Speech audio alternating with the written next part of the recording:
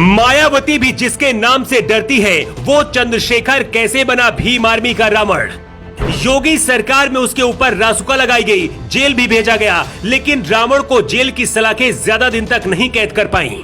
जिस तरह से मायावती को कुछ दलित अपनी देवी समझते हैं, उसी तरह से रावण को कुछ लोग अपना मसीहा मानते हैं। जिस गांव में रावण पैदा हुए, उसी गांव के करीब ही उन पर गोली चलाई गई है।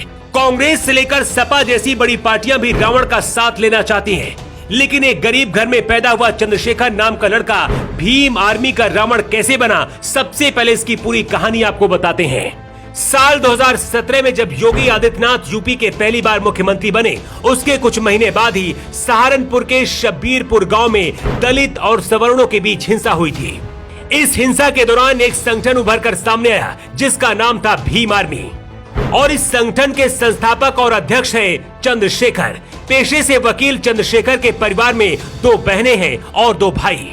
शब्बीरपुर गांव में हुई हिंसा के बाद चंद्रशेखर आजाद ने 9 मई 2017 को सहारनपुर के रामनगर में महापंचायत बुलाई। योगी सरकार में इस महापंचायत के लिए पुलिस ने अनुमति नहीं दी, लेकिन सोशल मीडिया के जरिए महापंचायत की सूचना भेजी गई, जिसके बाद सैकड़ों की संख्या में लोग इसमें शामिल होने के लिए पहुंचे।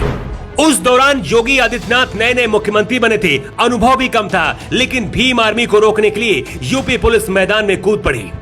पुलिस और भीम आर्मी के समर्थकों के बीच संघर्ष हुआ और इसके बाद चंद्रशेखर के खिलाफ मामला दर्ज कर उन्हें गिरफ्तार कर लिया गया। चंद्रशेखर पर रासुका लगाकर जेल में भी बंद किया गया और करीब 15 महीने तक चंद्रशेखर जेल की सलाखों में बंद रहे। लेकिन कुछ महीने बाद ही योगी सरकार को उन्हें बाहर निकालना पड़ा। इस घटना के बाद ही चंद्रशेखर का कद बहुत तेजी से बढ़ गया।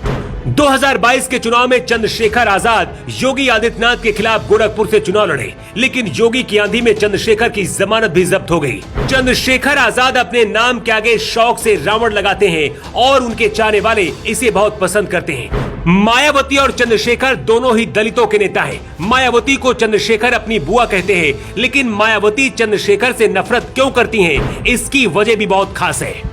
सितंबर 2018 में चंद्रशेखर आजाद जब जेल से निकले थे, उस दौरान मीडिया से बात करते हुए कहा था, मायावती जी मेरे परिवार की सदस्य है, मेरी बुआ है, मैं उनका भतीजा हूँ, हमारा उनका पारिवारिक रिश्ता है। यहाँ तक कि चंद्रशेखर आजाद ने मायावती को प्रधानमंत्री बनाने का भी समर्थन किया। हालांकि इसके बाद मायावती ने प्रेस कॉन्फ्रेंस कर दी और उसके बाद रावण के दावों को खारिज कर दिया। तब मायावती ने कहा था कि कुछ लोग राजनीतिक स्वार्थ के कारण मेरे साथ कभी भाई बहन तो कभी बुआ भतीजे का रिश्ता बना रहे हैं। मायावती ने कहा था कि जातीय उत्पीड़न कांड में रिहा किया गया व्यक्ति भी मुझे अपनी बुआ बता रहा है, मेरा ऐसे लोगों से कोई रिश्ता नहीं है। पश्चिमी यूपी में चंद्रशेखर उर्फ रावण का अच्छा खासा दबदबा माना जाता है। यही वजह है कि कांग्रेस से लेकर सपा प्रमुख अखिलेश यादव तक चंद्रशेखर को भाव देते हैं।